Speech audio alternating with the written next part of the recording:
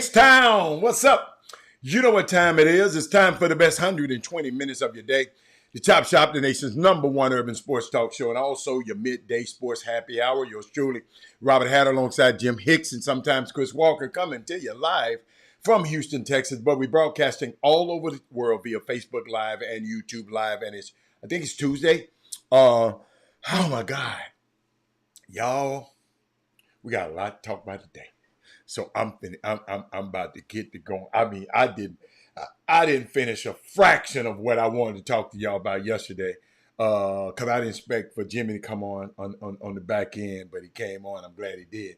But it's I'm trying to see where I'm gonna start today. First of all, let me shout out to my first 5 people on each feed. And shout them out this morning. On YouTube, we got Jeremy Davis, Tyrone Caldwell, Otha Brown on YouTube, and Eric Boone, and D. Holcomb. And then we got on Facebook, we got Daryl Anderson, Chris Boudreau is in the building. Mindy Collins is in the building. Share the show, everybody, right now.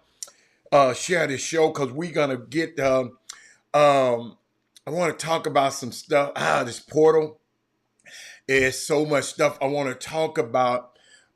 Terrence Shannon Jr. A lot of people not talking about it in the NCAA, but I got to talk about it. And a lot of y'all probably say, "What are you talking about?" That's what I'm saying. But who else we got? Corey Willis in the building. I'm just trying to see. I'm trying to give a few more people. Hey, Corey. Hey, Troy. Let me tell you something, y'all. Let me stop. So I met this young man. What his name? Ant-Man,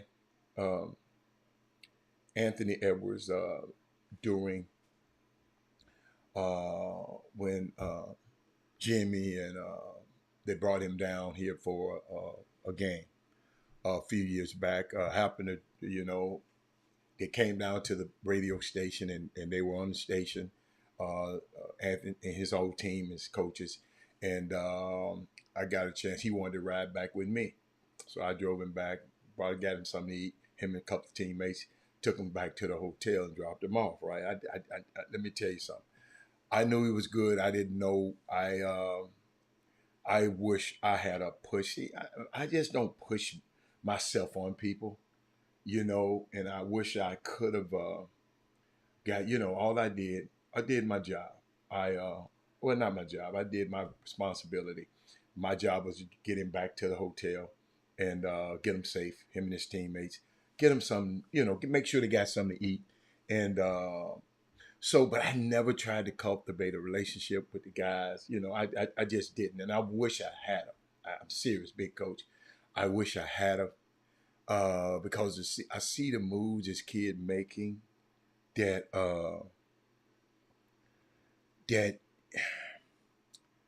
I like Anthony Edwards. I like his game. But sometimes you're being too real.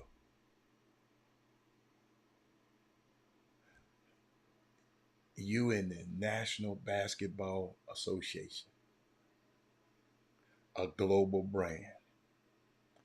And all you grown-ass people who run behind these little boys, this is for you. Whoever in his camp, brother, sister, whoever. All of that too real. Then I see these ignorant ass people on Twitter talking about, man, that's keeping it real. Mindy said, go on and see. Mindy, watch your mouth, young king. Don't use that word, especially on air. You forgot you was in the league. And a guy like Robert Hatter, who ain't trying to kiss your ass because you're a good basketball player, because you're a millionaire, I just can't do it, Mindy. Never have, never could. Put his pants on the same way I do, Mindy. He just can play basketball better. There's some things I can do better than him. But watch your mouth, young people who watch this show, who parents watch this show. He had a fantastic dunk last night. And I don't know how the networks covered it, but I know somebody covered it wrong because somebody sent it to me this morning. That's why I keep telling y'all. These people on this mainstream media who people brag about, they're not as mainstream as you think because they don't go and find information out. Right? And I'm going to show you. I'm going to give you another classic example. Alton and Michael Garcia. I'm going to give you another classic example. Y'all need to share this show because this ain't never been shared on TV before. You feel me? I'm finna give you something. Listen, I told you you can call me the butcher because I'm going to give it to you raw. Now, you can season it the way you want to. And I know sometimes it's too raw. So raw, they tell me to come down. Dude, this is the way I do my show. If you ain't been on this show, this how I am. Greg Thomas, Pamela Owens. But to all of you people out there who you around these kids, we got to guide our next generation, man. We can't keep sitting around here and kissing they behind, man. Our young people, ladies and gentlemen, our young people today are our future messengers of our society. So it's our responsibility, Seneca, Corey, to ensure that they have the appropriate messages, because if they do not have it, then their message and their actions will adversely affect our present, our future, and even the lives of our loved ones. When we done gone on and met our demise. So it's imperative that we stop turning a blind eye to our youth, both at risk and not at risk youth. Our responsibility may begin in our home, but that's not where it stops. That's not where it stops. Quit kissing these athletes behind. They're kids, man. They want to be guided, not kiss them. You know, we got guys, they got rumors and people whispering about it. We got pedophiles in our midst right now. Watch your damn babies, man. Watch your son. Watch your daughters, but watch your sons and the people that they're hanging around. I get a text. I've been hearing about this pedophile on the loose that's in our community.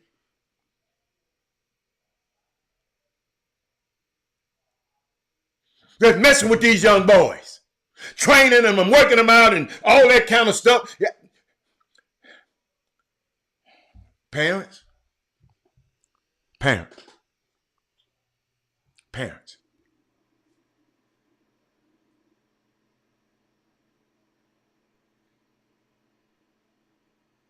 We got these kind of people in our, yes, everybody else ain't going. That's why it's, Ed Russell, that's why it's great to be a free man. Unbossed and you can't, and unbought. You can't buy me. Look, we got a pedophile in our midst. And everybody whispering about it. Yes. Yes, Seneca.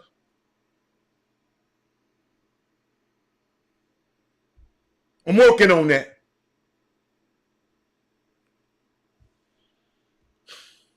Y'all.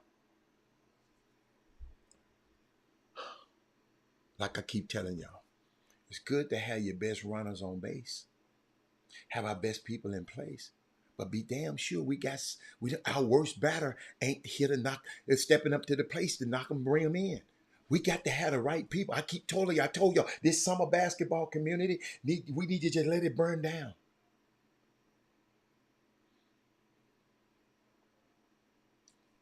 Corey, I got to find a little bit more information. But believe you me, when I find this 2 more pieces of information, I ain't finna play with y'all. I ain't finna play with y'all. Befriending my son, working him out and all that, and then want to. See, I beat his ass. I'm just telling the truth. Grown ass man. But let me keep going. Love this community, man. I love my people. Keisha. But Anthony Edwards, watch your mouth. And if you don't know what I'm talking about, after he had this great dunk last night, everybody talking about, everybody bragging about the dunk, and people, watch this.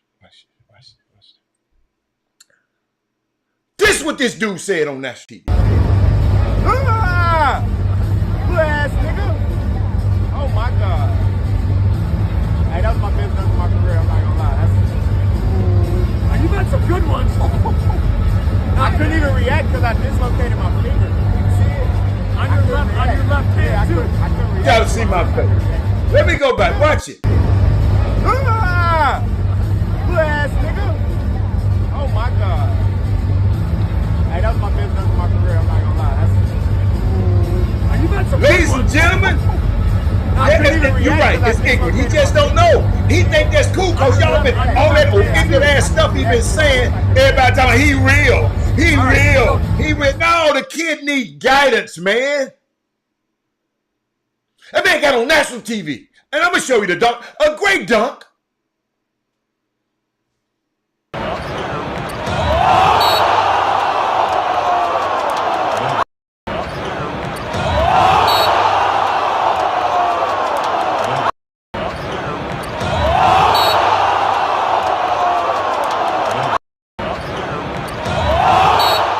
But then he come right back. Young man, watch your mouth, man. I don't care if you Anthony Edwards. You rode in my car. I ain't never rode in yours. I just wish I had how to cultivate the relationship a lot better a few years ago.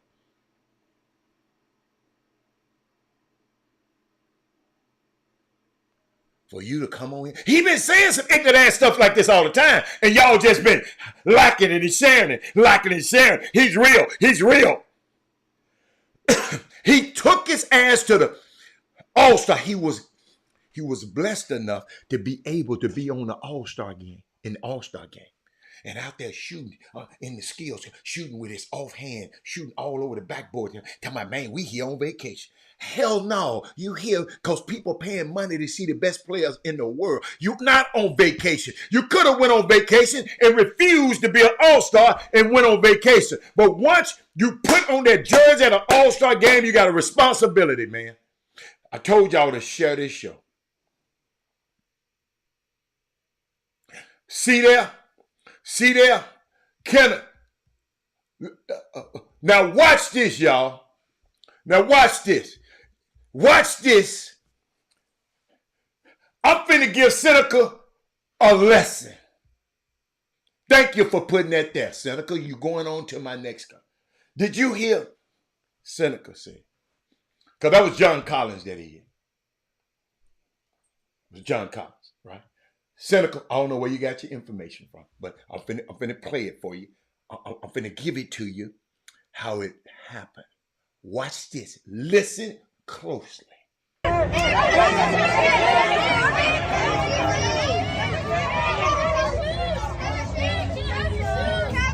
is my first day wearing them, man. I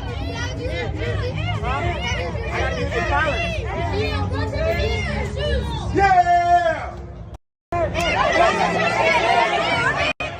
Seneca, Robert Hatter finna help you today. He wasn't talking about John Collins.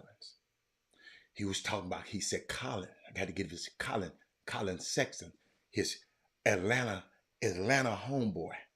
He going to give the jersey to him. Seneca, the information y'all didn't listen. Y'all didn't understand what's going on. See, I went further because Seneca ain't your fault. Ain't your fault. That's why you got me. Because even J.J. Redick went on national TV, mainstream media. I told y'all mainstream media ain't all mainstream. And said the same exact thing that you just said. Watch this. Shannon, I'm with you. I actually like the Watanabe dunk better on the baseline. So many things I loved about this. First of all, he dunked the ball so hard that he hurt his finger on his other hand. Then he's walking off the court. There's a video of him walking off the court, and he's signing autographs. He's giving away towels. He's giving away his wristband. And a kid asks him, "Can I get your jersey?" And he says, "No, I'm going to give that to John Collins." So, look, this is what makes him... Seneca. He was giving it to Colin Sexton. He said, "I'm giving this to Colin, not John Collins." But J.J. Redick didn't pay attention.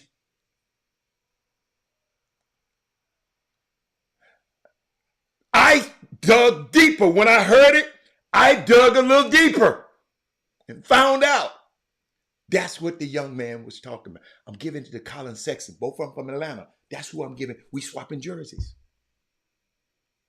Just in case you didn't know. Now you're going to be the smartest person at the nation. So when somebody come up there and say that, like J.J. Redick and ESPN evidently didn't do their homework like Robert Hatter did. Craig Lilly. That's mainstream media.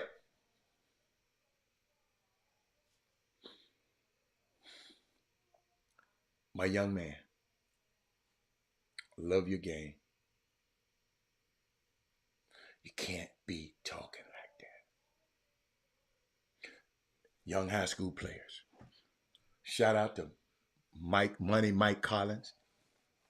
He got an offer from Penn State yesterday. Coach Mike Rhodes, the head coach, called him and offered him. Y'all, our job is to mold our young people, not to kiss their ass.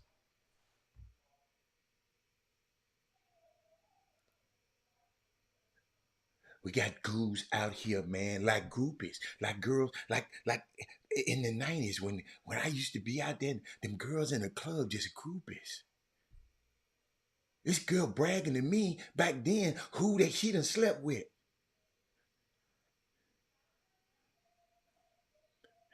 This basketball community is becoming groupified. That's my guy. This is my kid. That's my kid. That's my guy. It's come goofy. Whoever hot,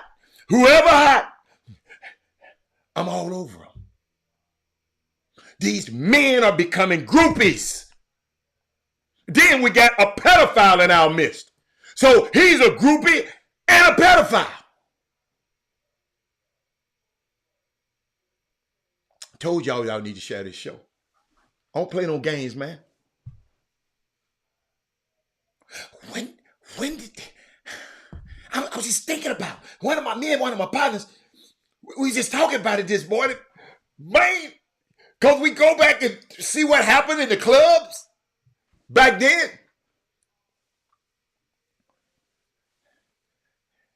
Alton, I'm not gonna give you a name yet. Not going to give you a name yet. But if you email me at chopshophtx@gmail.com, I'll give you some information. Until I find out exactly, I'm telling y'all. Y'all been hearing the rumors. You probably ain't. There's some people on here know who the hell I'm talking about. That's why you the only one that said name. Corey, media training, financial training, awareness, and alert, and body along. English courses need back. Let me tell you something, man. These young kids, what's the boy name? Amon Thompson, the guard that we got from Houston, the two brothers, Amon Asur, that went to what's the name of that place? Overtime Elite. You know, this kid say, I ain't never had to set a pick in my life.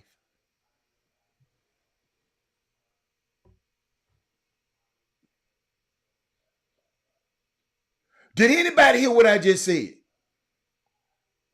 I never had to set a pick in my life. And now, Amy Adoka, while he in the league, he's teaching him how. He didn't teach. They didn't learn him at Overtime Elite. Did y'all hear what I just said? This boy in the NBA said he ain't never had to set a screen in his life. Antoine Jameson said Jamal Mosley told him this guy's 3 years in the league, don't even know how to set a screen.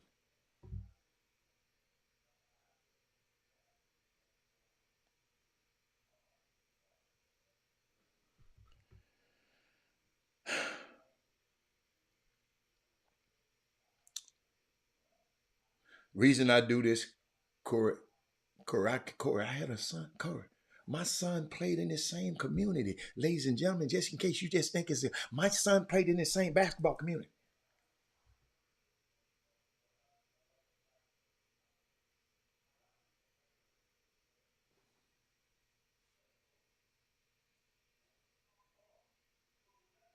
I'm not just a guy up here talking. I've been through what you parents are going through right now.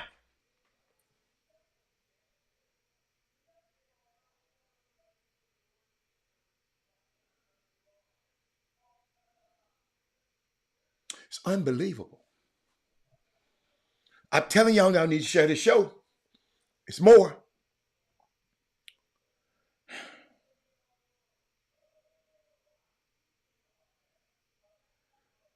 Then I look at something. Thank you. But he went to overtime elite with Kevin Ollie and all them people down there coaching. Y'all see why I never endorsed that? When other people around me have, I never endorsed it. Bettina, never endorsed it. Why the hell you coming? I'm overtime elite. I got all these coaches I'm paying, and you ain't teach nobody how to pick screen.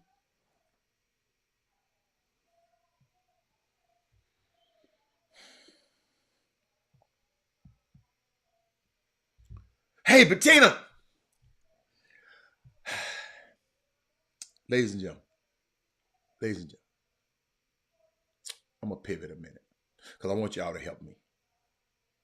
But y'all got to help me with this one. These dudes in this summer basketball, they like groupie girls in the club. Talking about who I'm cool with. That's why these kids so messed up. You're trying to be cool with them. You grown.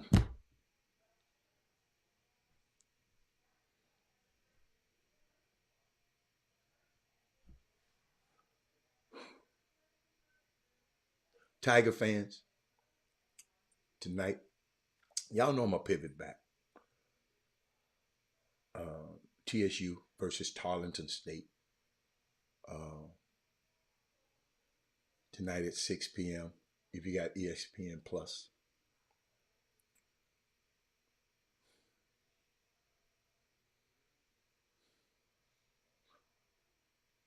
Somebody sent me something other night, and I read it,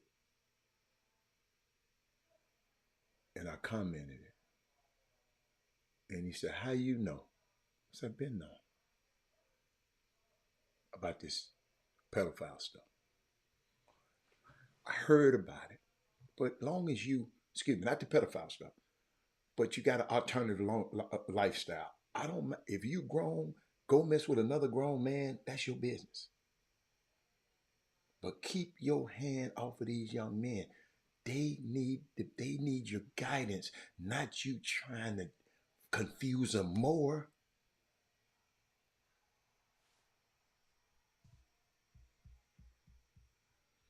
Y'all, I want to move on, but this is just bothering me because y'all got to understand.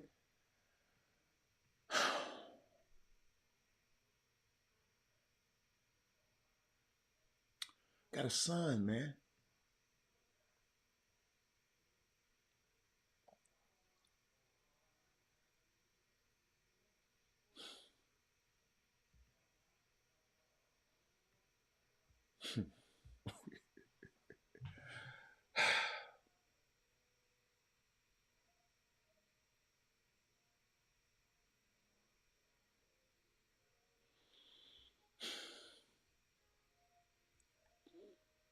Y'all, I'm and these kids got so much potential in them, and we confusing them when we're being groupish to them. See, if I could mine, like a coal miner, if I can mine the cemetery like people do a gold mine, I would be the wealthiest man on the planet. Why? Why is the graveyard so wealthy, Robert?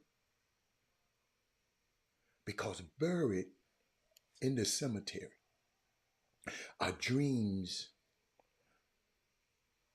that are never fulfilled, books that were never written, ideas that never came to reality, visions that were never manifest, paintings that were never painted, songs that would never be written.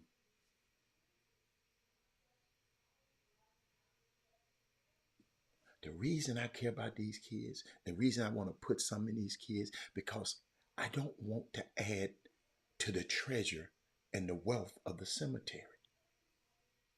Because buried inside of you and these young kids are dreams that you are still carrying.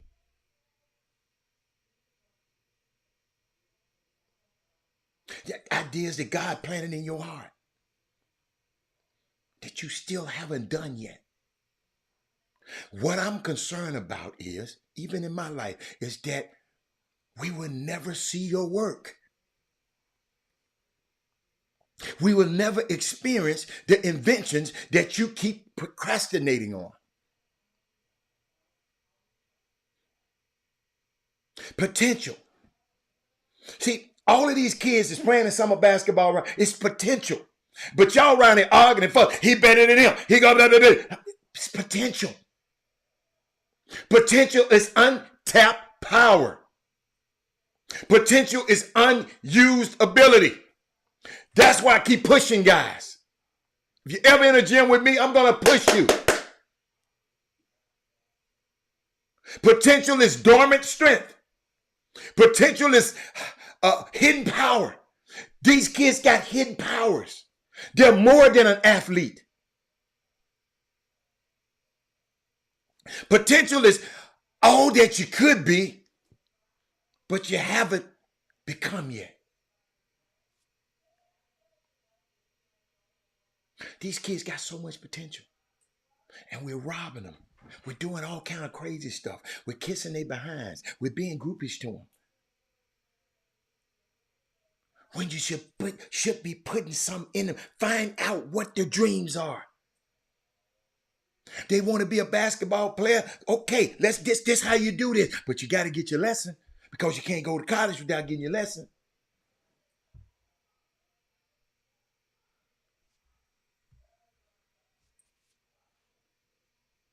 Potential, y'all. Understanding your potential. Because y'all got to understand, a lot of people die and don't fulfill their potential. You know why? Poorly chosen friends, drug abuse, alcohol abuse, and hopelessness. That's why a lot of people, that's why the cemetery is so wealthy. Because a lot of people just didn't. Poorly chosen friends, alcohol abuse, the drug abuse, hopelessness. This is what happens. I learned when I talk to these kids.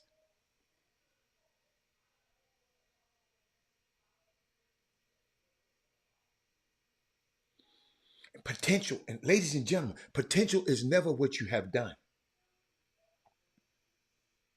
Potential is never what you have done. It's always what you can do. If you already done it, it ain't your potential no more. It's always what you could do.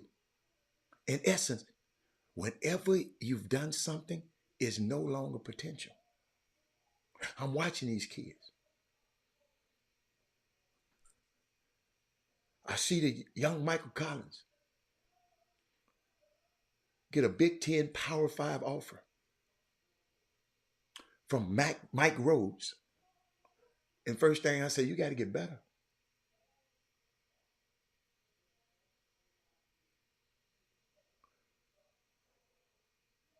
He gave you that offer on your potential, not what you've done. Because if you already done it, that means you got more.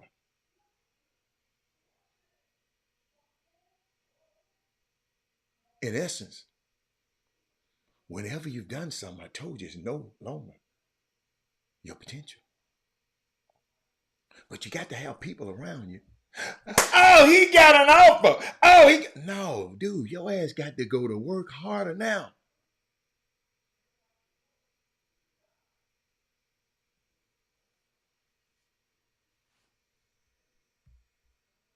Therefore, young players, you should never be impressed by what you've done. I seen a kid post how many points he had and he lost the damn game. Where did he do that at?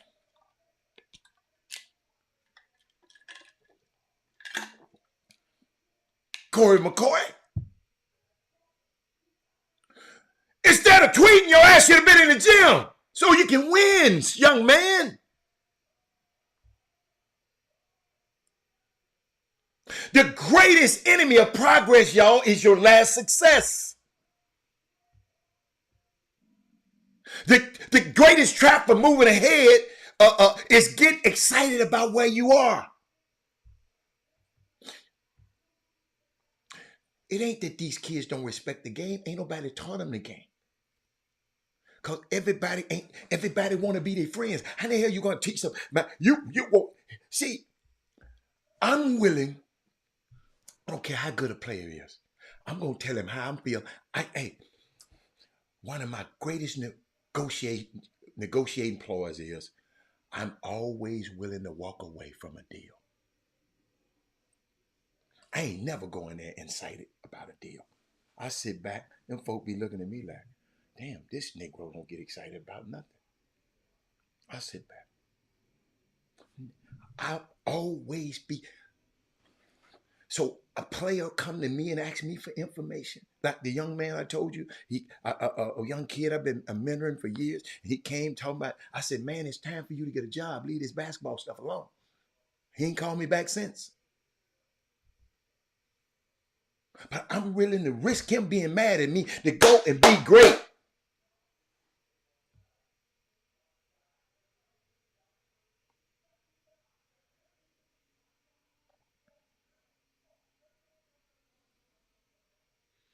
Y'all got something to give. No human being came to this planet empty.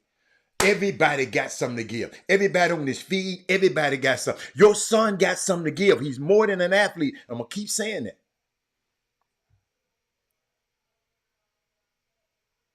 You came here loaded. You came here to make a deposit. What are you depositing in the summer basketball community? Coaches, what do you deposit? Just because you get a personal plane ticket and a Chick-fil-A sandwich?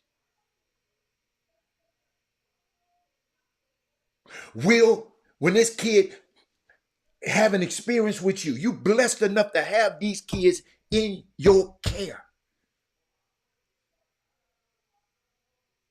Remember, leadership ain't about who you're in charge of.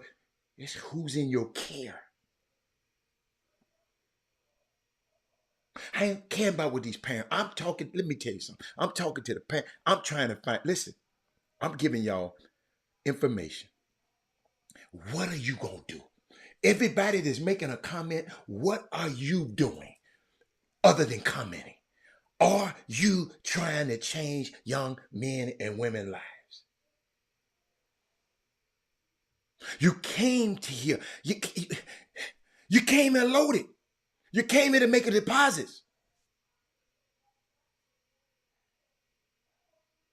And I told y'all, every time I pass the library, every time I pass one every day when I go play golf. Every time I go play golf. Every time I pass that library, I get convicted. Why? Because my book is not in there yet. Because I switched it around. Cause I don't want no book. Y'all just said, oh, that's Robert's book. I want a book that somebody's going to buy. And I'm going to impact somebody's life. I done changed the thing around 1,000 times. Kirk Collins. But every time I pass the library, I get convicted. Because I feel I don't want to be a generational thief. That means some kid, generations after this, need to hear what I'm talking about. And I got to put it down. I got it, but it's not in form. I got it where if something happened to me, certain things can be released.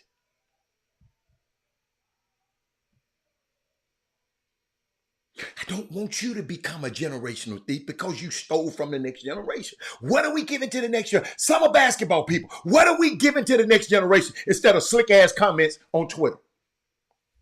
What are we giving to the next generation? What are we giving to the next generation instead of slick ass stuff on Twitter?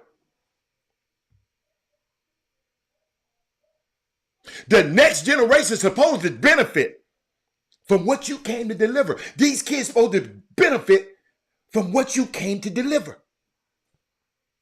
Mamas and daddies, did you benefit this weekend from playing in that tournament?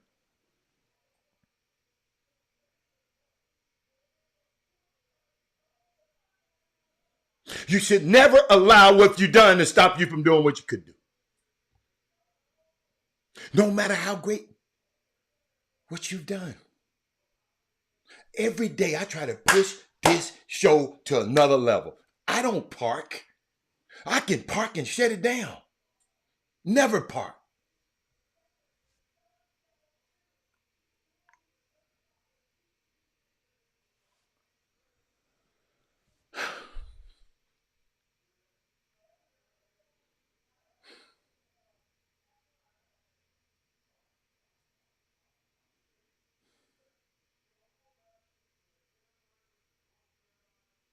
Y'all, the best kept secret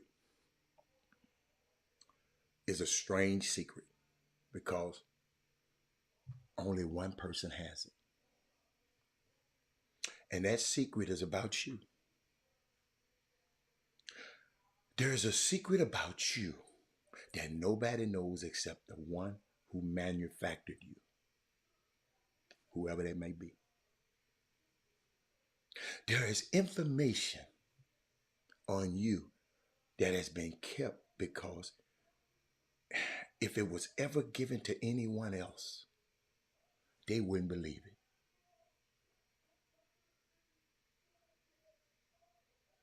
How to be set free so you can discover your secret, my young people.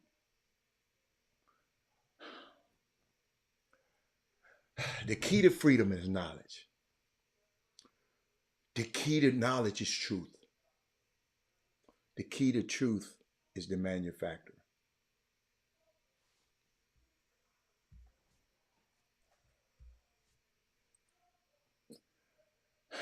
A lot of people out here buying information, but buying information doesn't give you revelation. See, man, I'm still thinking about these kids being taken advantage of in this community, man.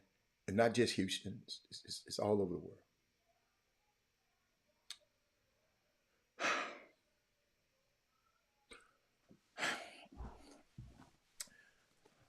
Y'all hear me on this. If you don't know anything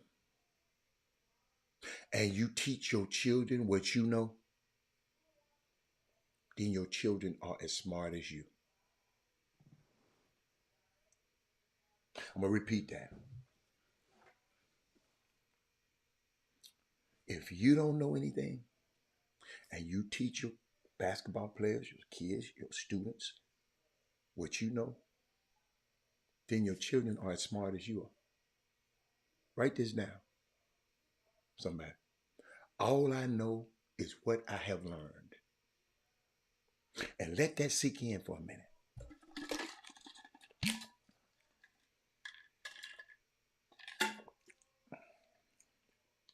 Tweak that. All I know is what I've learned. No matter how many books you have bought, you only know the ones that you read. I got every one in here I done read. Some of you bought books last year and you haven't cracked the pages yet. And you show people your library and try to impress them with what you don't know.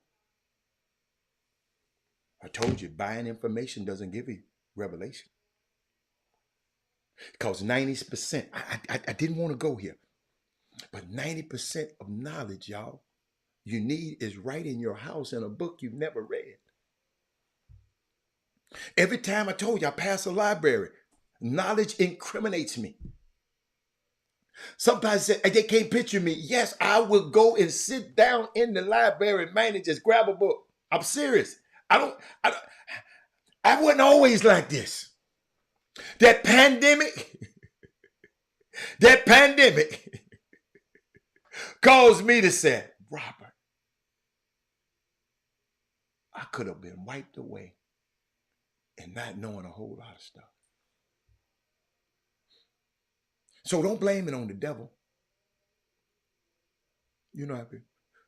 Don't blame it on your mother-in-law. Don't blame it on your teacher. Don't blame it on the school system. You don't need a teacher to learn, my young people. You don't need a professor to make you read a book.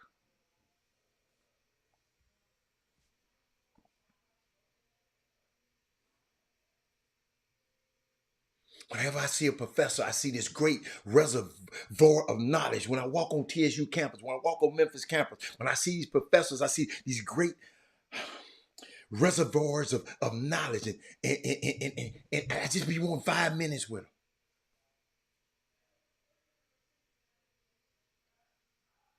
Five minutes. We have 5 books to read. Hold on. I never forget going to the class a long time ago. I never forget this, y'all. I walk in there, I'm thinking this professor finna give me all this information. And, I respect him. And I love him. Barry, I walk in the room. He said, man,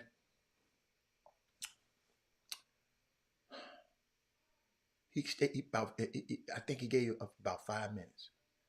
I think it's 5 minutes. We have 5 books to read. He said, I'm old now.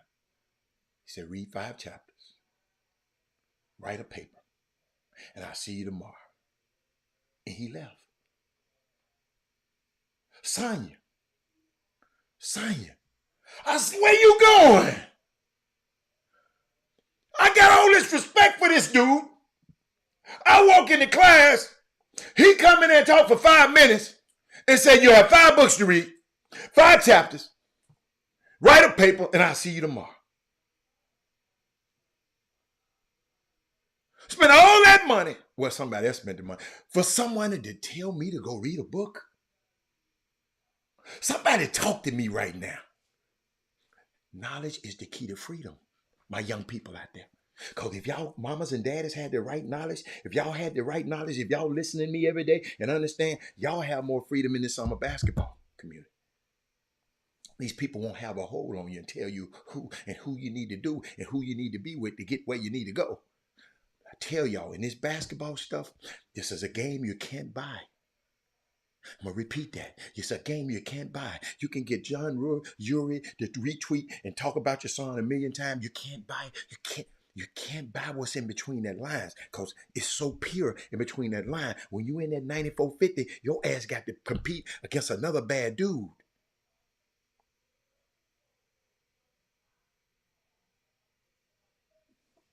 So you have to have knowledge. But the key to knowledge is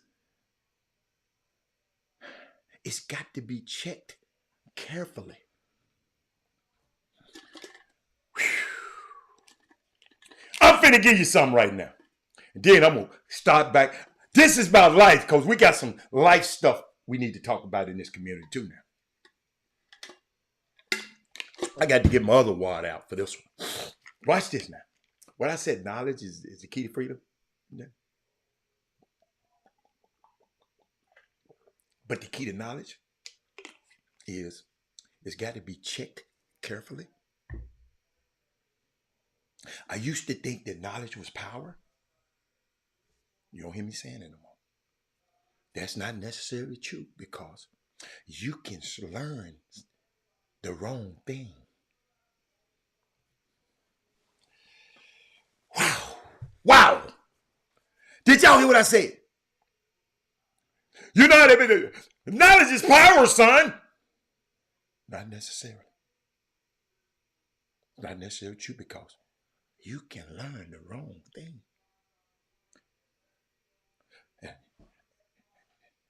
You don't believe in him? I got you though. But Jesus said the only thing that can set you free is not knowledge, but knowledge of the truth.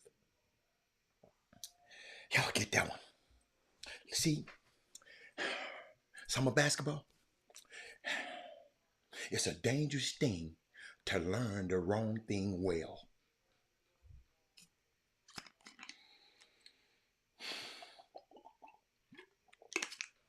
That's why I tell you to fact check when I tell you something.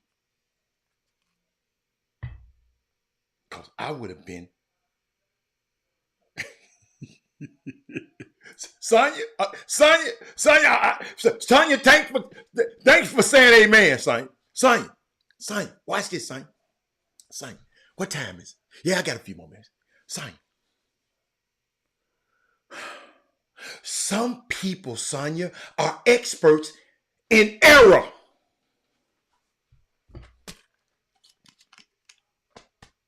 Hold up.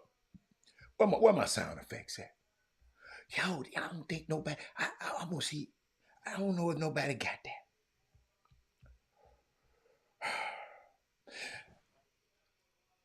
What's the boy name? JJ Redick came on TV and said something erroneously. Needed fact check it. And y'all would have went and said the same thing that he said.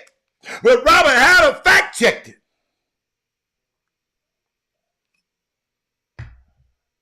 Early in the show, he said that Ant-Man, after he dunked, he told the kid, he was in the crowd and told the kid, hey, I'm not, because he dunked on John Collins. He told the kid the kid said, can I have your jersey? He said, I got to give it to Colin Sexton, his Atlanta friend.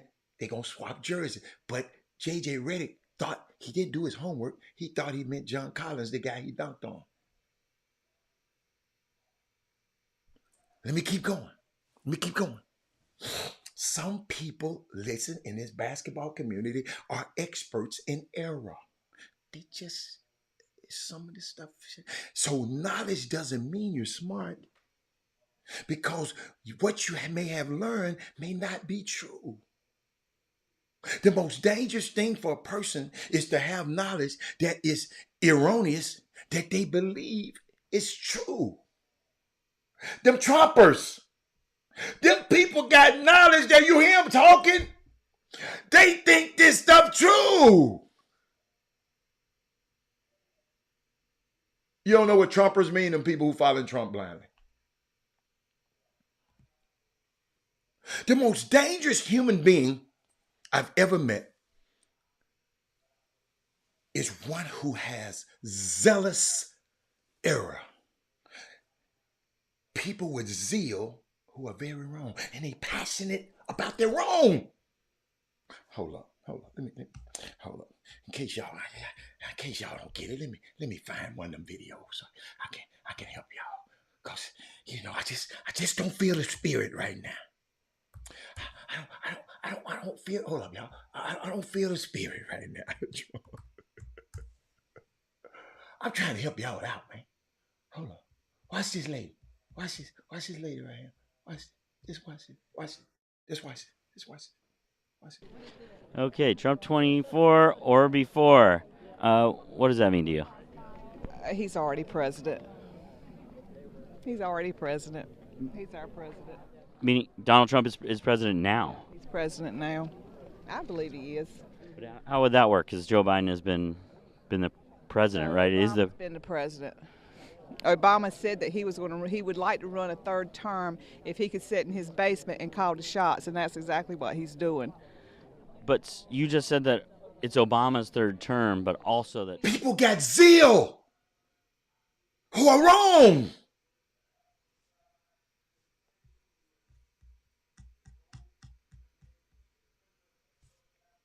And, and it's the cause of great tragedy, y'all, in our humanity, in our history of man. Most of the problems of our past, right, are results of zealous, erroneous people. Can I help you? People who had information that was wrong, but they thought it was right, and they were zealous about it.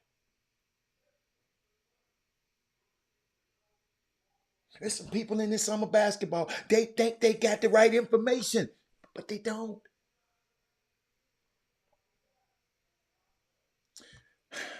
Listen to me, y'all. Hitler, for example, believed that everybody else was subhuman, and the Aryan race was the only true human race. And that error made him massacre millions of people. Let me take you a little bit to the Bible. The Crusaders, who were Christians, were in error, and they killed thousands of people all over Europe because they had a theological error and tried to force people to come to Jesus with a sword. It's amazing what we do with error. We defend it vehemently. That's why Jesus said knowledge of the truth, not knowledge of the truth will set you free. Will set you free. Not just knowledge, but the truth. I'm sitting here thinking about something. That's why you shouldn't get information from anywhere else except for the manufacturer. If something happened with this Apple computer, something happened with these monitors, I'm not finna go ask Sonia and Reginald and Odyssey. I'm gonna go back to the manufacturer who made it, because they know what the intent was on making this product.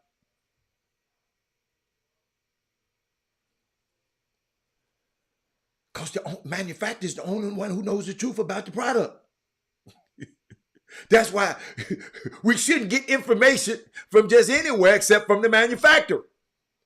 I don't know who manufactured you, but I know who manufactured me. Don't even believe in the retailer, because it's his business with sales. Best Buy just selling it.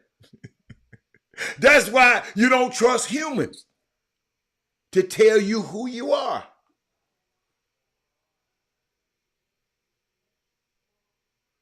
So if your toaster don't work,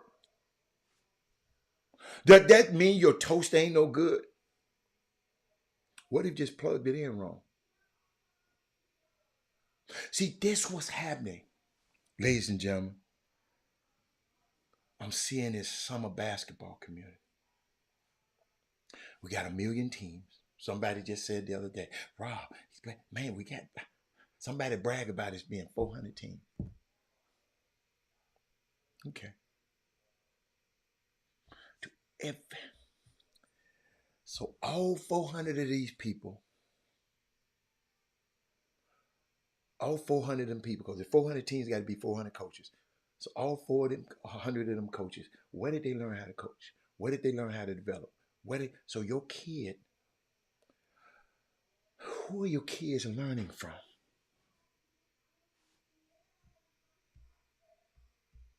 Y'all talk to me. Who are your kids? Who they learning from? Transfer portal.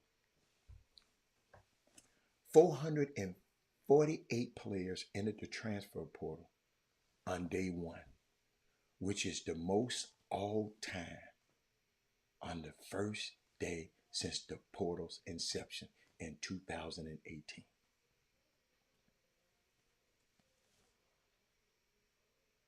Did y'all hear that? 448.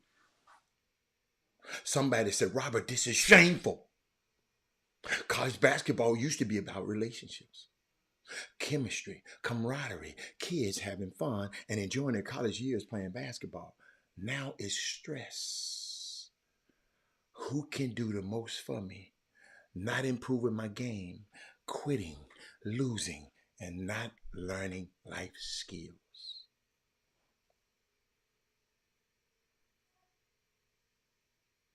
And then you got a guy on mainstream media, I'm going to come back to that watch, now listen to this. There's no question about it. I would want to coach. I would want to develop my team. You've got bigger staffs than you've ever had. There's plenty of time for the portal. There's plenty of time to talk to recruits. There's plenty of time to negotiate NIL deals. There's not plenty of time to play. There's not plenty of time to get your players on the floor and give them a chance to get better. There's not plenty of time for guys to continue to play that may never get to play again. And that, to me, is absolutely ridiculous. It's each coach's choice. I get it. But if you take away a chance to play the games, to put your team on the floor, let them opt out. All right, the bowl season has it all the time. Let it happen. Who cares? Give your players and coaches a chance to keep coaching and playing, and don't shortchange. If a guy doesn't want to play, go sit down. If a coach doesn't want to coach, go recruit. But there's got to be enough people to put 5, 6, 7 people on the floor and go play. Makes absolutely zero sense to me. There's no question about it. Did y'all hear that? Did y'all hear that? That's Tom Crean talking about the colleges that opt out. Told y'all should have shared this show. Finna give y'all a lesson right now. Tabori, how you doing? Trey Williams, how you doing? I'm about to give y'all a lesson. Did y'all see how adamant and how zealous he was? But watch this, ladies and gentlemen.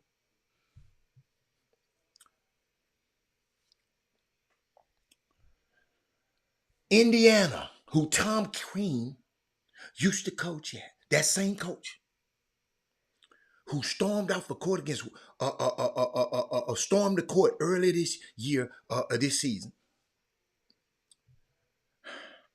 was passed over by the NIT. They could have played in the CBI.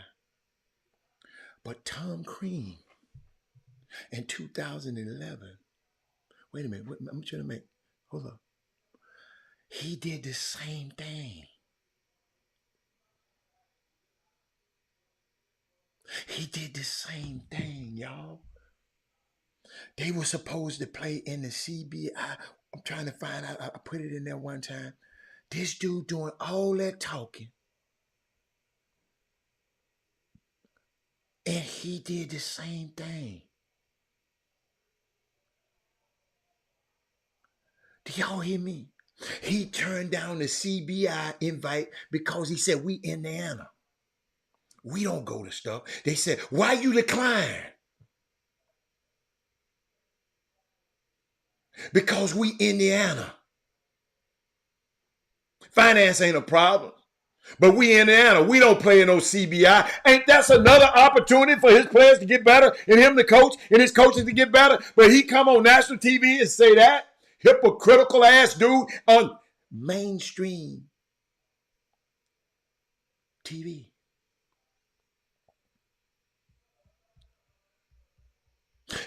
I'm just trying to get y'all how to watch this stuff a lot different when y'all hear these people just running their mouth on television. And then, hold up.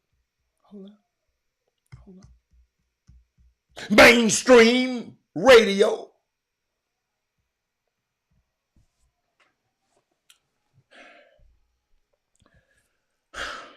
Let me find it for y'all first. Let me find it. got to let y'all hear what's happening in mainstream radio. For this from a young black man that's on CBS radio. Look what he said. Mainstream. Watch what he said about Camilla. This is JR from the JR Sport Brief with a CBS Sports Minute, sponsored by LL Flooring. LL Flooring, every step covered. March Madness is upon us. Selection Sunday is only a few days away, and we even have teams that have won their conference tournaments and have automatic bids. But if I'm being honest, I'm more excited for the women's tournament. I'm ready for Angel Reese, Caitlin Clark, and the giant Brazilian woman from South Carolina that knocks people over. Forget the guys. Did y'all hear what that clown said? Let me put my face back up on this screen.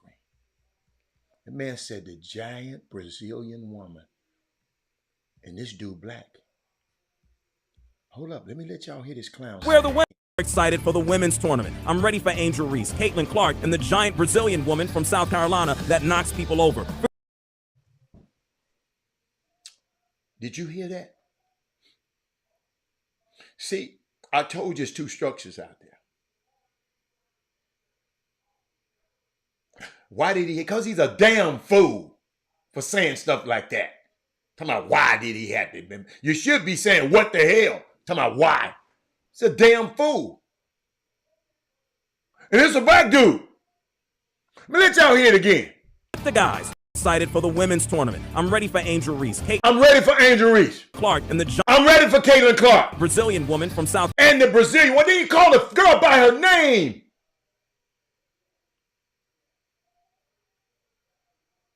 Carolina that knocks people over. Forget the guys. We're the women. I'm ready. I'm JR. Don Staley said, what a morning. I never thought I'd hear one of my players described in such an offensive way. Don Staley said, I'm not sitting this out. Camilla deserves an apology. CBS Sports, 107 The Game, can be issued even though I don't care who control it is. Too many, y'all gotta understand. The reason I tweeted and said I love Camilla and I'm finna put her up on the screen. Hold up. That's what I love about her right there. Where my picture of Camilla? Hold on, I got a picture of my baby right there. This little punk called her a giant Brazilian woman.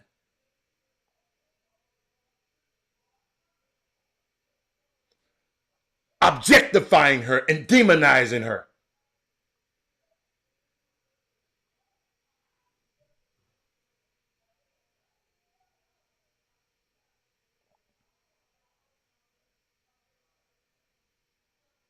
See how we do each other?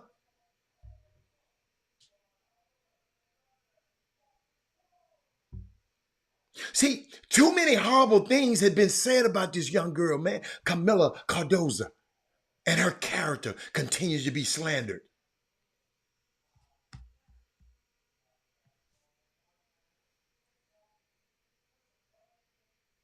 She's not some giant Brazilian woman who knocks people over. She's a very skilled, one of the greatest basketball players on the planet. That's who she is, clown. She's the beautiful Brazilian with a big smile and goes hard for her teammates.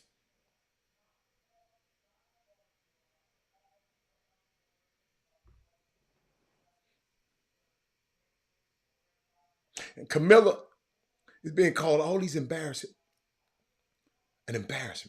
She's been called an embarrassment, violent, aggressive, and all these things.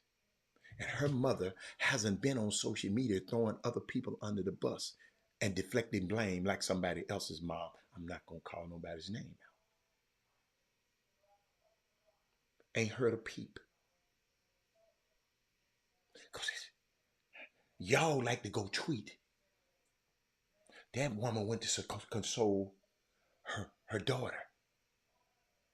We got the Twitter fingers right. I said something on this show. Somebody got to tweet about it.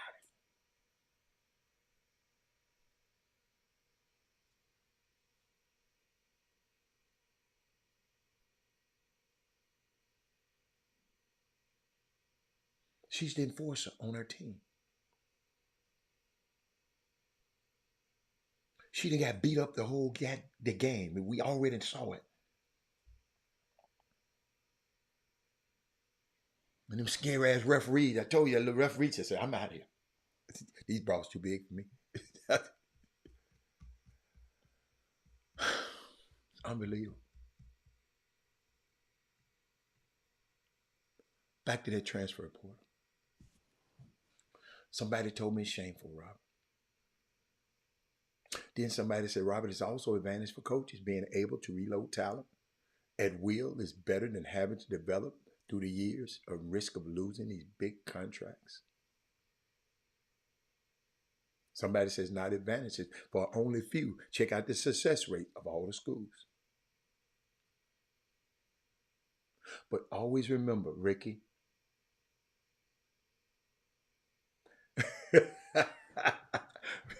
Ricky Hughes, oh, hey, that young fella right there. Y'all better get him while y'all can talk to him right now.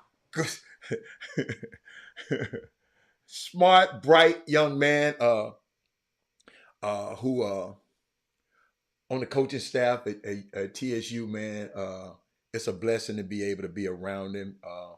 This is why I love being around that program. I meet people like Ricky. He's a wizard. I mean, he got stuff. I mean, anything about this basketball and the computers and how the videos and get to certain things, all this information in the scouting reports to the coaches.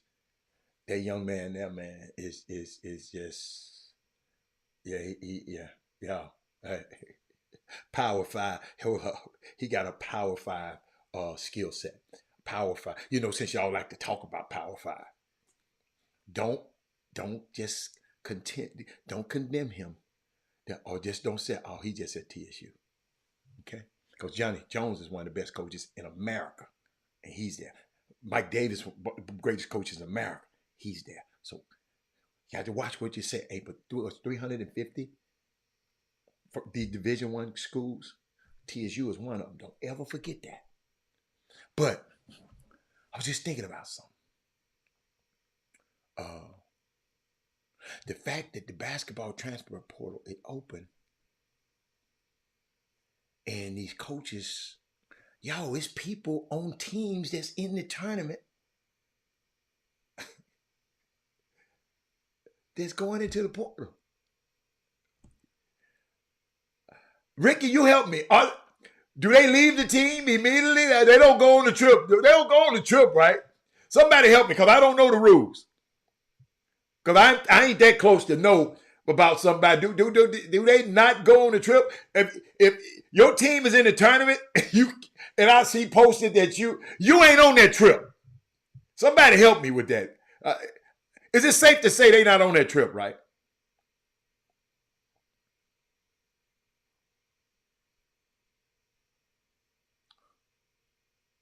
Should the window be pushed back to after the season, Ricky? Because there's way too much going on at this time. You're preparing for the tournament, and you fielding calls from transfer guys. Somebody talk to me, man. Y'all in amazed? Y'all don't like this subject. Y'all don't like this subject? Do they go on a trip? Discretion of the coach to go on the bus or not. Okay, I got you. Okay, I like that. Wow. Ken Evans is in the port. I knew it. Play. Hey, y'all. Ken Evans was the MVP of the SWAC. Really, he wasn't the MVP of the SWAC to me. And I got to see every game. He was not the most feared and the best player to me. But they gave it to him. I don't know how they gave it to him. But he always arguing and fussing and fighting and cussing and talking crazy to everybody. I don't want nobody like that on my damn team.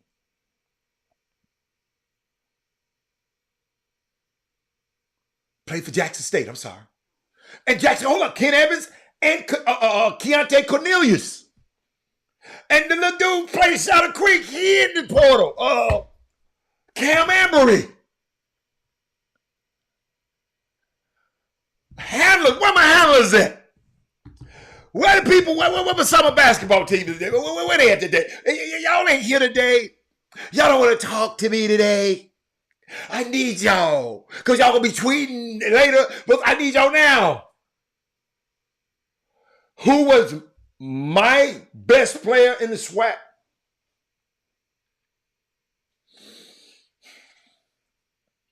I ain't got no best.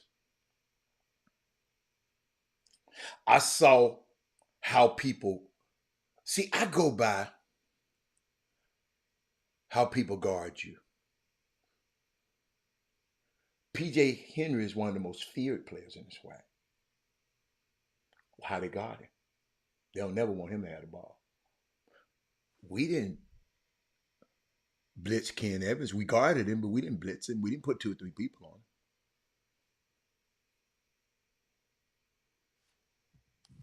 him. Wait a minute. Hold up,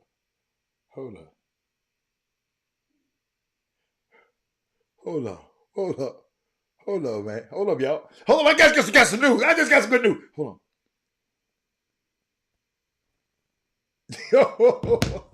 Oh, boy, I wish I could tell y'all about this.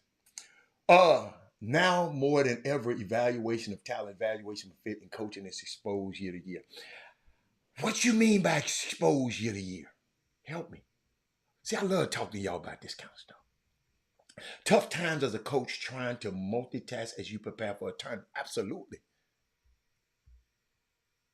You said now more than ever, evaluation of talent.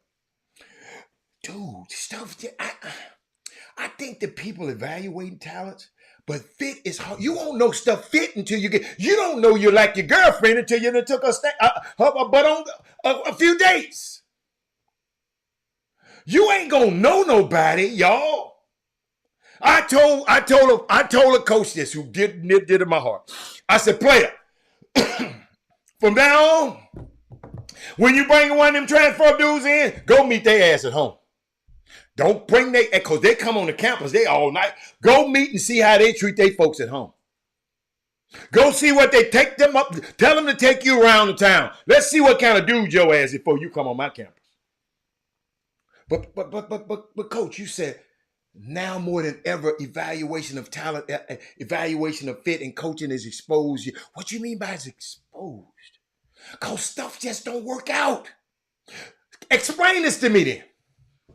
How a team can beat 6 teams that's in the tournament with a top 10 team and implode when they get to conference.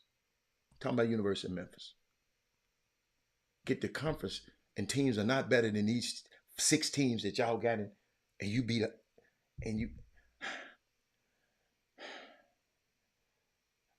It worked to get you to top 10 in the nation, but something happened. You bring a new kid on that Kansas State didn't want. Was that the problem? You bring one guy left the team and you bring him back? Y'all talk to me. Is that a problem? Because I've been trying to talk myself off a ledge because I ain't talked to other coaches about it. I've just been saying, what can happen? You can go and steamroll. Watch this, Kenneth. You can go steamroll A&M, steamroll Clemson, steamroll Virginia, steamroll 2 or 3 more other teams.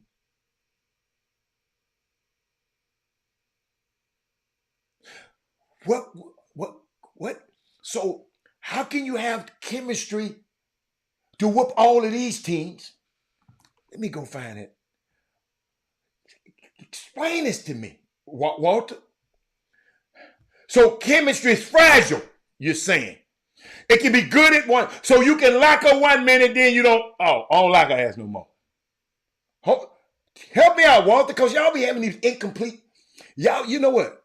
Y'all wouldn't have never passed the test with my teacher. My teacher hated incomplete sentences. Memphis Tigers. she hated incomplete stuff. She said, Robert, I can't understand this. Don't give me no incomplete.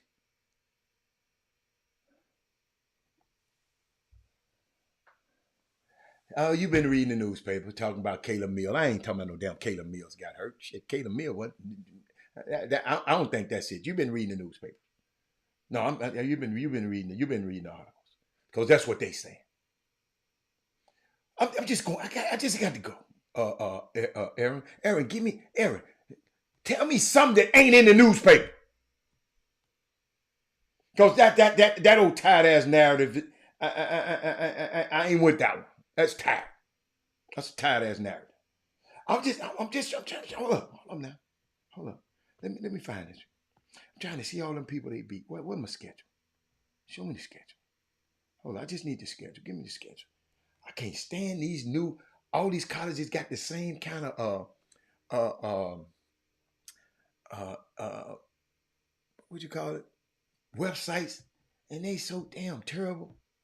Take so damn long to load. Kids are fickle. Sometimes it happens. Hold on. Beat Missouri. Watch this. Hold on. Beat Michigan. Beat Arkansas. Lost to Villanova. Hold on. Beat VCU. Beat Texas A&M. Beat Clemson. Beat Virginia. Beat Vanderbilt. And then you go play these crap ass teams and lose to them. You bring a new player that Jerome Tang didn't want. I don't think Kansas State didn't make it this year, did they? No, they didn't make it. Okay, bringing a new player in.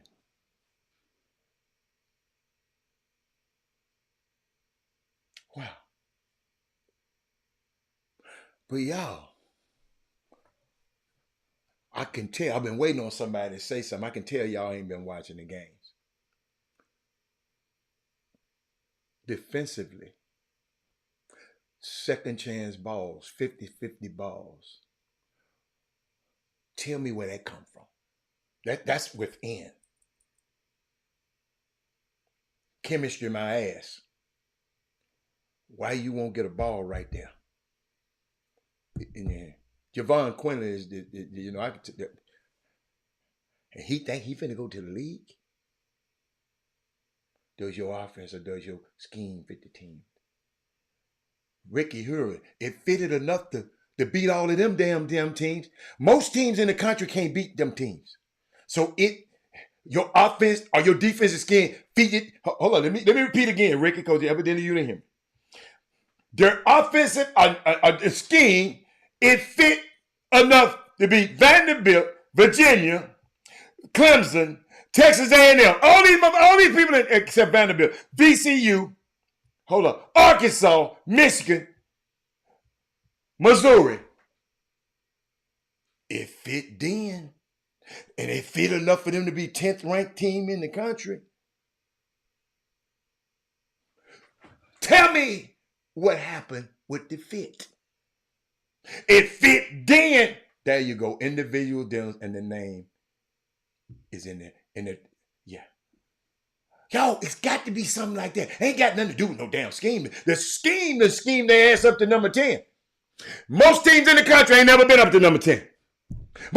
Most teams in the country have not beat the resume them guys has beat. They get here and can't beat Rice, who just fired their coach.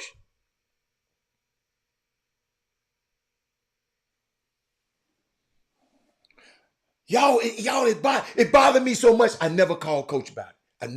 I never spoke to him about it. Dude, I love you. Dude, I'm here for you.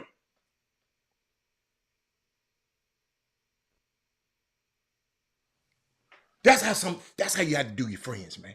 Coach, I know this is crazy.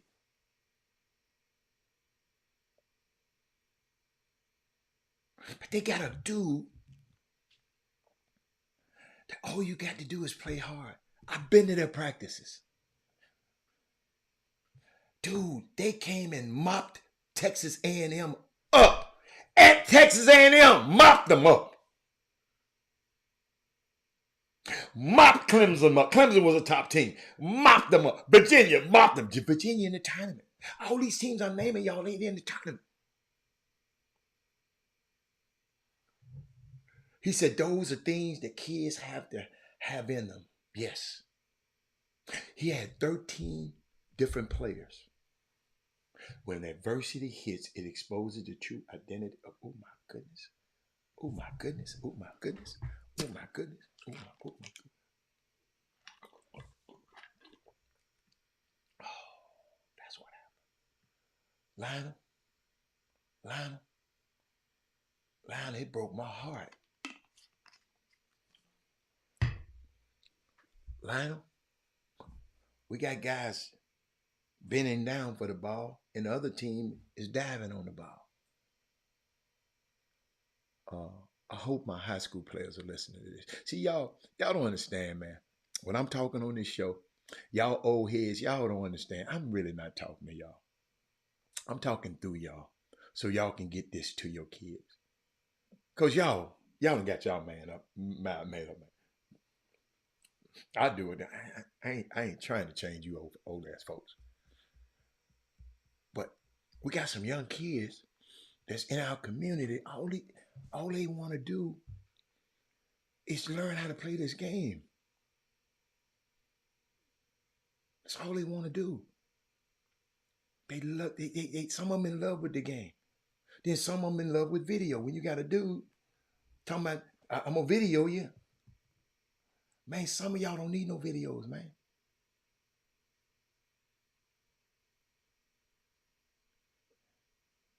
Some of y'all need to get better, to put something better on tape.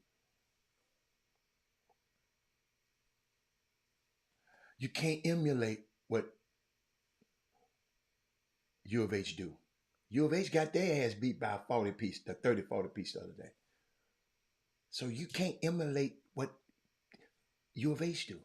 Because it's possible to get their ass whooped too. That's why I wouldn't bring that up. Emulate what U of H. U of H is that's an outlier. Where was it at the other day? Walter Yates. When Iowa State beat the draws off them. I don't care. That was a championship game. Shout out to Houston guard Jamal Shead, named Associate Press, AP, first team All-American, second time in the program history, with back-to-back seasons with AP first team All-Americans, the first 58 years, first time with two different players. Jamal Shead, Sasser last year. Elvin Hayes did it twice. In 1967 and 68, then 66 and 67, then 67 and 68. He was first team. Great moment. I don't care if you bang up. You don't get your ass blew out by 30. You can go and take that to wherever you want to take it. I'm talking about me. You might say they were banged up. No, they got their ass whooped. That's what they did. Since you talked about, you was talking about emulate what they do, they players played. LJ played.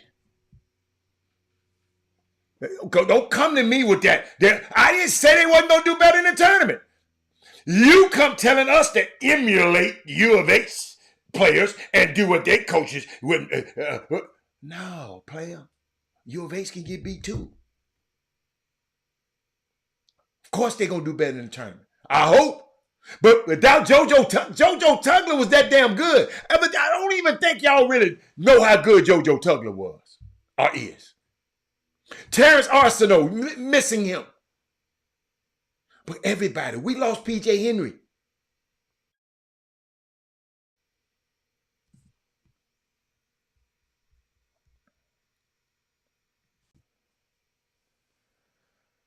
But I give y'all the rest tomorrow. I'm gonna give y'all 20. Y'all can have 30 minutes of Jimmy right now.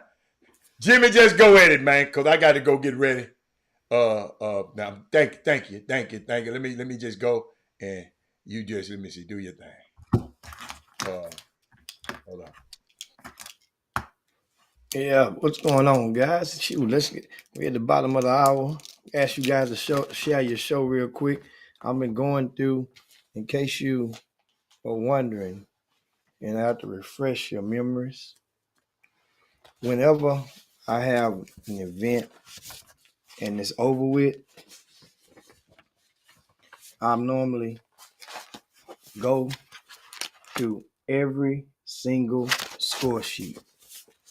Every single score sheet. I'm willing to bet my right pocket that there is no other person on the planet that has an event with 200 or more teams that's when the event is over with, it would be one person, that event operator, that's going to go through every single score sheet. At least 24 hours after the event is over with. They let you know, guys, and guess what? That doesn't provide or give me the intel to provide a true assessment. But what it does is it gives me the opportunity to, when some of you guys say that little so-and-so did this or did that, I can go back and cross-check and you have no idea that that's what I'm doing. Because some things add up and some things don't.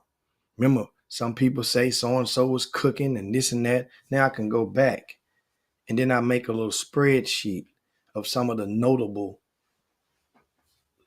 scoring performances throughout the event. And then also it gives me an opportunity to evaluate some of the staff or some of the people that we had at the tables, if they are worthy of bringing back for certain levels of divisions to keep the score table at, because you're paying them the same money. So I do all of that in order to an effort to get better. So parents, when you see, and I invite you, because your kid could have did something, and that could have been a situation where my scorekeeper or sheet person may have neglected and messed up on it. So feel free to reach out. I'm very reachable. Somehow there's a lot of people out there that may not want you guys to reach or to contact me, because this, for many, this is a power game.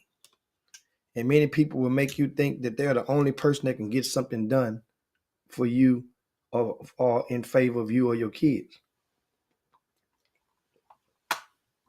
That ain't true. Nobody's going to love your kid like you. So don't you expect for anyone else's output to be greater than your input regarding your babies. So I want to provide that intel for you first and foremost. And as I'm going through the sheets, guys, I'm still putting it all together, and I'm calculating data. I got folders and binders. Look, as I showed again, I showed you one. Look, I'm going through all of these score sheets. These are the different locations, and all of them are in there. Then I have over on this side of me, I got my sheets with the rosters that I comprise and combine with the rosters that they inputted on the internet, on the app, and I got to go and cross check and see who's who. That's a lot of doggone work. Then I got my unsigned senior folder. These are the sheets from the unsigned seniors. This folder right here. So this is a lot of things that I do. And now I'm waiting on, of course, Doug Jones is supposed to be providing his recap. He was in the building watching your babies. are supposed to have been paying attention to your baby. So we'll see what Doug Jones has to write about in starting today on rcssports.com. Guys, I think it was, of course, some topics that we talked about yesterday, and we promised to continue today. I'm going to ask you guys, I see you, Alfio. Saw him in the building. I see Trey Phillips up in there. Also, Mr. Williford was in the building. See you guys. I'm going to ask you guys again to share the show if you haven't done so. Share the show. I'm going to share it right now along with you guys. And at this point, of course, the transfer portal has 400 plus people in there already, right? And hold on, the share didn't go through. That share didn't go through. Let's go. Let's share. Let's. I want to make sure you guys make sure. Let's share the show now. I'm giving that share didn't go through. I'm sharing it to my story now. And I see Dora LeBlanc. See Walt Yates. Dora said, "Great job, Jimmy. Saw you watching the value." I mean, I tried to. I watched a lot, but paying attention didn't probably come into play sparingly here and there. Paying attention, then also on Sunday, I was able to pay attention a little bit more than some of the days before. Like I said, this stuff here, guys, this is just the beginning. It's not the end all be all. This is the spring icebreaker. A lot of your teams, you get a chance to see what you have to work with. Come on. For a lot of other teams, they go and they'll come out there and you ended up realizing that you have work to do. This all is bottom line. It gives you an opportunity to showcase some players. John Stovall was in the building this past weekend, as he was last year, and 3 of the past 4 years. John Stovall, in case you don't know, he's one of the administrators, one of the bosses with Nike Elite Youth Basketball, EYB. He's one of the bosses under that umbrella, that division. John Stovall has been around for far longer than I have in his grassroots business. He's one of the indirect inspirations or motivations that's responsible for the implementation of the magazine. He and Vince Baldwin comprised a magazine. I think it was called Prep Spotlight. I think that's what it was back at the turn of the millennium. I met them, got looking through the magazine. I was enthused. I was like, man, I want to do one of these. I reached out, asked a couple of questions to Vince Baldwin, answered those questions. Next thing you know, I went and put in about a year or two later, published the first copy of the magazine. But back to who's in the building. There's a lot of guys that provide a lot of content that evaluate these younger guys that have submitted and submerged themselves into the scene. So those are opportunities for your ink. Now, the thing is, as parents, it's time for you guys to start paying attention to who's supposed to be paying attention to your babies. And as we do that, I'll take this divine opportunity to share with you exactly what I do. So it's because once you evaluate the person that's supposed to be evaluating your babies, then expectations will form properly in place. You get me? Expectation will form properly in place once you do that. Meaning, if you expect for some people out there make you think that they could have a magic wand and they will get your kid a Division I scholarship, well, you're expecting him to do that or her. As the months or the weeks and the months and the years go by, if they are not fulfilling that expectation, then you got to hold that person accountable. But surely, then first of all, let me go back. Then there's another amount of you guys who are, let me write this down. You have scouting services, you have recruiting services. Scouting services, their primarily obligation is to provide intel to the college coaches and beyond at least 4 times a year. And they are paid an annual subscription to do that. Meanwhile, a recruiting service, that their primarily obligation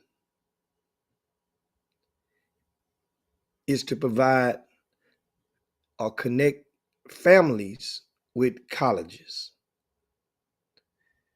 They're not obligated to provide college coaches content or intel. Two different sides of the spectrum. There are many people in the state of Texas that provide both. There are many people that provide one or the other.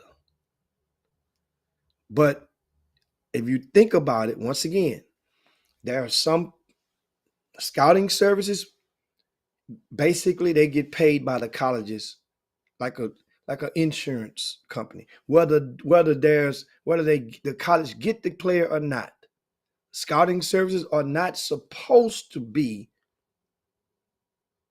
I say this word twice, provide one school more than the other school when it comes to intel. That's for NCAA approved scouting services. They ask those questions specifically. And if you don't check that box, you will not get approved. So if anybody say they are approved scouting service, they're not supposed to. It's about just knowing the rules. I'm not saying that they won't do it. I'm not saying that I wouldn't do it. But you understand that's the rule that you agreed to. We get that. Now, if you are paid by the coaches to provide intel to them, and then there's a parent who pay you to connect you with and increase their baby's odds of getting that scholarship, at some point in time, mind you, that recruiting service have no obligation to the college unless they have designated themselves as a scouting service as well. That scouting service person is supposed to not have no direct obligation to any specific prospective student athlete. You follow me? It's not supposed to. I'm not saying it don't happen. It's not illegal. It just is unethical, and it is going against. That means you had to have lied on the documentation if you're a scouting service and you're doing this. I just want you guys, I'm trying to make the conscious effort of getting you guys educated and more educated. And we have to sharpen our pencils so that we can understand the room. If you don't understand the room, then you would think that everybody is obligated to provide the same service to you, or everybody is supposed to be doing for you. And that ain't the case. So, as I was going to say earlier, with myself,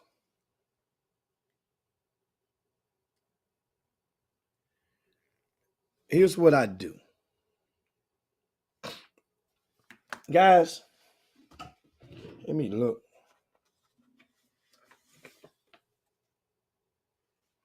I'm looking for an old cheat sheet booklet. right? This is from fall of 2023. When RCS Sports came about, and this is something I want you to share the show again if you haven't done so now, so people can understand this. This is the funniest part in the world because it just shows you how much misinformation and people are so misguided. And then you'll probably understand why I flow like I flow. There was no blueprint on doing this beforehand. I saw a void and I merely went and attempted to fill that void back at the turn of the millennium, back in 2001. The void was, remember, there was no social media platforms, there was no video services. There was a time when that didn't exist. So info was at a premium because you couldn't get it everywhere. So what I did, I took it upon myself to go and comprise a list of the top players from my area. I comprised that list and I typed it on the sheet. The sheets would fold over. And back in those days, people still wore Levi's and big pockets, jeans with big pockets. They would fit sideways and they would actually fit in the back pocket of most men. So the booklet was called The Recruiter's Cheat Sheet. It was the Recruiter's Cheat Sheet, right? And here's another one I got. I got every one of them back in the day. So this one is a little bit lighter, better on the eyes. The Recruiter's Cheat Sheet, hence the acronym RCS, Sports. That's how it was born. Because some people told me at the time the word cheat didn't take well if you're mingling with the high school ranks and the high school coaches, the word cheat. So I had to move fast. I'm going out. Recruiter's cheat sheet was already in effect before that was a RCS Sports. But now we got to do something. Well, that's when we came up with RCS Sports. And I thought at the time, Hal Pastner had Vision Sports. And I say, well, since I played baseball in college, one day I might double this over and do it for baseball. That way I wouldn't be confined just in the basketball. So I said, well, you know what? RCS Sports. I leave the back door unlocked to go and double down on other stuff if there's a time that I ever wanted to do it. It gets too doggone hot in Houston, so I haven't decided I wanted to do that as of yet, which don't look like it in the near future. So that's how RCS Sports was born, right? So now, back to what I do. I've made those booklets, and inside those booklets, guys, during those times, email addresses were everybody didn't have an email address. But most people were just getting around to, the kids, that is, were getting cell phones. Why? Because the Y2K had came about and everybody was scared to death, and a lot of people had been told and led to believe that the computers would crash after the millennium. They would be no good. You would lose your bank accounts. You would so everybody was kind of, Blackberries was the phones of choice at the time. Not many people had cell phones that were young teenagers. So after about a year or two, everybody started to get their babies cell phones. And during those days, when the coaches would go to the event, the live events, mind you, the coaches' packets often had the grassroots coach's cell phone number for all of his top players. Some people's roster had the summer coach for everybody on the team. True story. So that means the college coach, it would take them longer to obtain that valuable intel that they needed to possibly recruit this player. That also means that they have to go and call directly to the grassroots coach in order to get the ball started. That alone empowered the grassroots coach beyond reality.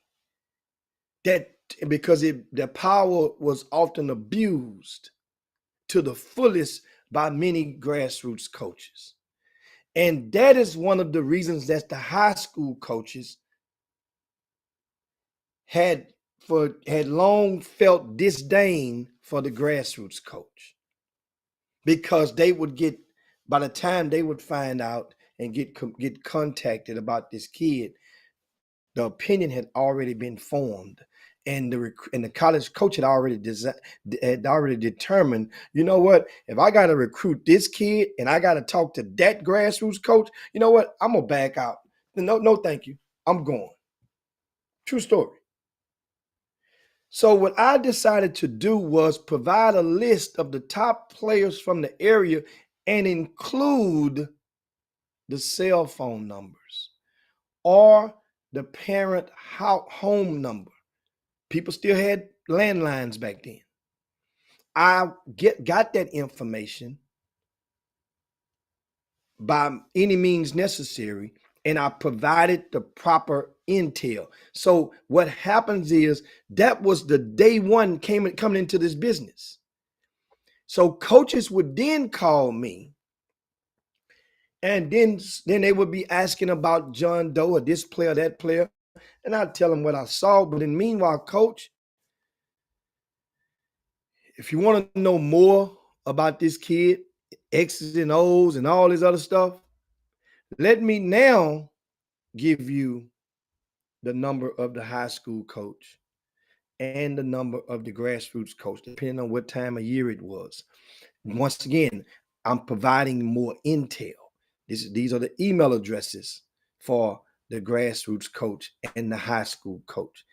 Now, it helped the college coach because at the time, depending on what region they lived in, they often would have summer camps in June. So if I'm giving them the grassroots coach's email address, that makes it easier to send their solicitations out for camp, giving them the high school coach's info. Now, my thing was, they have the intel. If you have correct intel, then you become very important to people, to those who are seeking the intel. You become valuable. That's what happened to me. So in doing so, I never came in. Then in my slogan is the same. Look at the top of this. What does it say? The number one info source of Greater Houston basketball. The number one info source of Greater Houston basketball. It doesn't say the number one evaluator. I never, ever identified myself as an evaluator in this city. I provide intel. I save people time, which saves people money. That's it. College coaches, they would tell you guys tomorrow, if you ask them, man, what Hicks ain't gonna tell us. Well, I'm gonna tell you who you need to talk to. If you want to know if he can slip the screen, if you know how this, that ain't got nothing to do with me. Nothing to do with me. So obviously, so many of you guys done had me mixed up, don't understand what I do. I get people pay raises. I provide intel. I collect intel. And then guess what? And then I solve problems. And most importantly, my day job, I run youth basketball events. Period. Period. Now, by me collecting this intel, I have, and for college coaches to continue to pay me for my intel, I have to sign myself up as a scouting service. I do not operate as a recruiting service. I never have. Whereas a parent have to pay me to promote their babies. I've never did that before. That was a choice. So I wanted to make sure I share that with you guys because I'm to educate you. And that way you guys can understand. And if you do, and once you understand, then you can let the next person know, well, did you know Jimmy don't do that? And so that's a sermon on that particular topic. And while see, I'm looking. Doug Jones say hockey, darts, and spade. Kevin Freeman say, what's the topic? We're educating people, Kevin Freeman, on what I do with RCS Sports so that they understand or have a better understanding on what I do and versus what I don't do. And so now, also, that's basically primary. Me providing consistent, accurate intel and not submerging myself into the middle of people's recruitment has enabled me to be deemed credible enough to be a nominal, neutral set of eyeballs or a person of reasoning. For if there's a time for when there comes a time that there's a player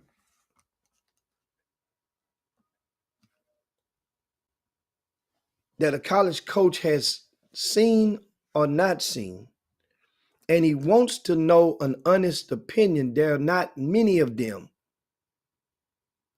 in today's recruiting world, uncompromised opinions.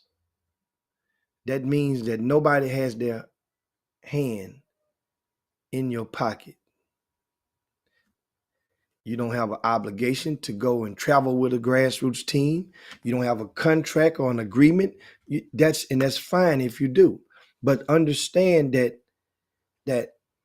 you're supposed to, and if you do, you're going to like one player. If it comes tight, you're going to like the one that you spent the most time around, the ones you're obligated to cover.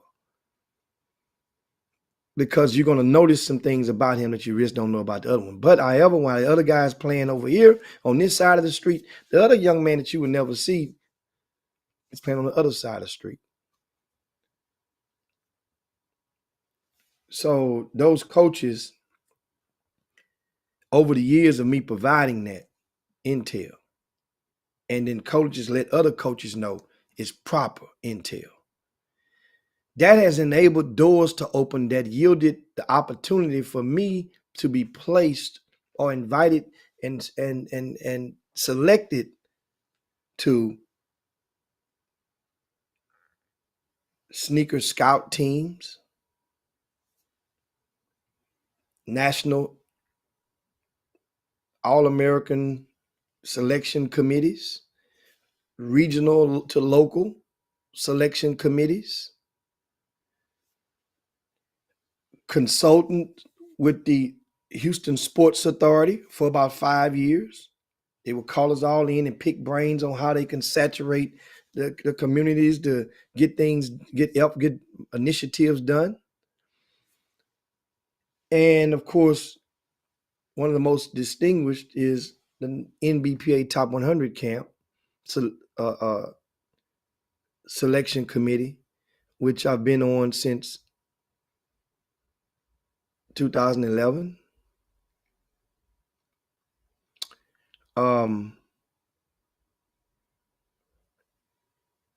the only person on that committee that was not obligated to cover the whole country.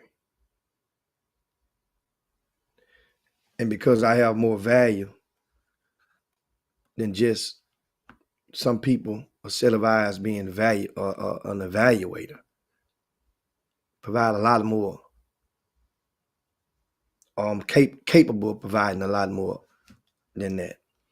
So, in other words, I've been in the rooms. I've been in the rooms a long time.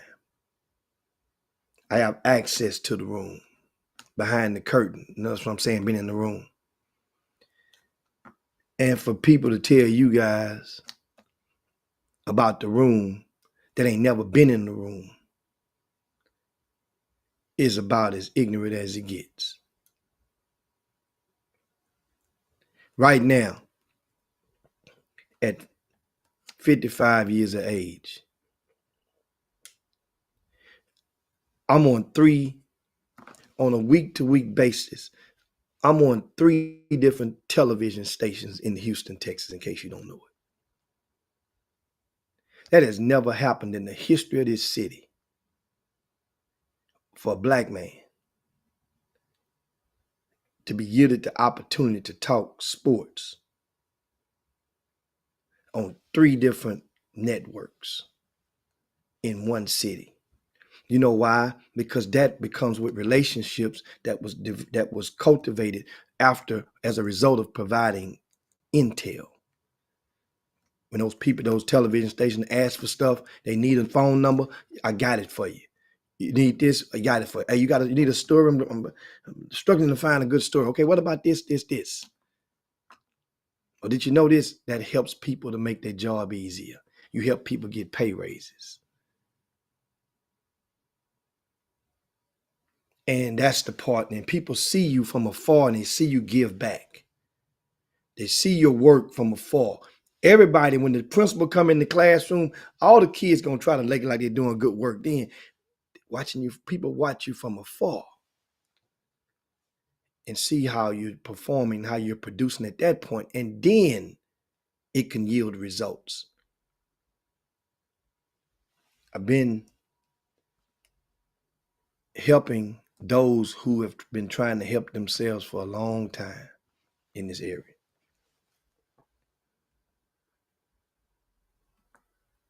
And that's what I wanted to make sure that you guys, know all that. And I'm seeing some of the comments, and y'all guys understand something. It's at the top of the hour because we got to go, because that way Hallie got to pull the plug. But we'll talk rap more tomorrow. I want you guys to share the show on your way out the door.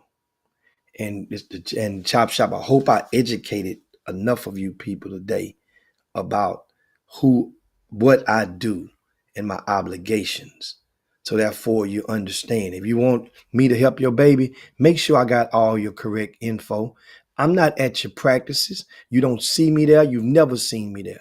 I'm not at your workouts. Don't do that. You've never seen me do that.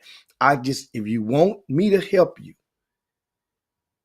provide the proper intel to me, I will relay it on. Most people out there, they will keep themselves as a buffer and will not provide your phone number to them. If a person, that's important, because that way you'll never know. They're acting as a de facto representative of your babies, of you. And you can handle your own. You deserve to. After all, whose name is on the birth certificate? See you guys tomorrow. Peace. Chop Shop. I am up out of here. Peace. Jim Hicks, Rob Hatter, you are now tuned in to the Chop Shop. I'm Retro, let's get it. We in the Chop Shop, we live in the Chop Shop. We talking sports talk, we live in the Chop Shop.